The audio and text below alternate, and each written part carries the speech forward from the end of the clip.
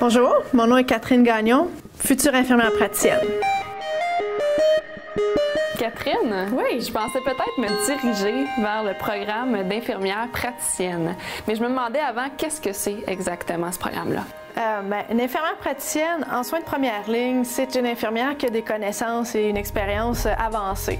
Fait que ça lui permet là, de poser un diagnostic, de demander et d'interpréter des tests diagnostiques, de prescrire des médicaments, puis de faire certains actes là, médicaux qui sont compris dans son champ légal de pratique. Le programme, en fait, est offert à distance via un consortium là, de 9 universités en Ontario. Les cours à distance, est-ce que tu considères que c'est un avantage?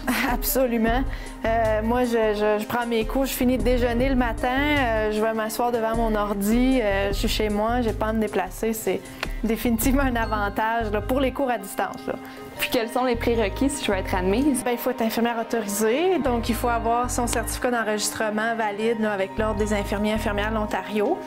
Il faut avoir eu au moins 70% là, dans un baccalauréat en sciences infirmières et ça prend au moins 2 ans d'expérience comme infirmière dans les 5 ans là, avant d'appliquer pour le programme. Quel défi je vais être appelée à relever? Les défis! Chaque cours prend entre 10 et 15 heures d'études par semaine pour compléter, là, réviser toute la matière, faire les travaux. Il y a certains cours aussi là, qui sont des stages, donc il faut se déplacer pour aller au stage. Je dirais que le plus grand défi, c'est d'arriver là, à trouver l'équilibre entre les études, le travail, la famille, les amis, les loisirs. Donc, il faut être équilibré. Puis, à part être équilibré, quelles sont les autres qualités qu'on doit avoir? Les qualités, ça prend beaucoup d'autonomie, autant à l'école qu'au travail après. Ça prend des qualités de leadership, parce qu'on est des agents de changement. Bien communiquer de manière efficace avec les patients, puis tous les membres dans l'équipe de santé. Puis, est-ce qu'il y a beaucoup de possibilités de carrière?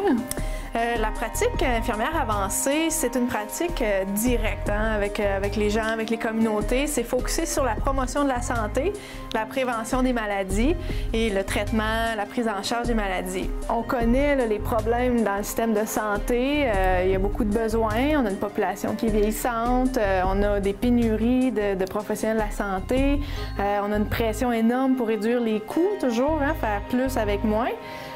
Donc, la pratique infirmière avancée vient répondre à ces besoins-là, autant là, en milieu urbain que rural. Par exemple, une infirmière praticienne va pratiquer à l'hôpital, dans une clinique externe, des centres de santé communautaires, des dispensaires dans le Nord avec les Autochtones.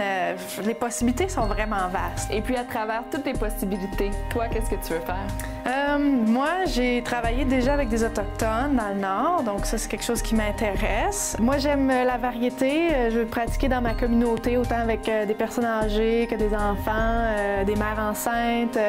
Je veux surtout faire une bonne promotion de la santé, des habitudes de vie saines. Je pense que ça, c'est mon mandat. C'est des options très intéressantes. Merci. Ouais, de rien.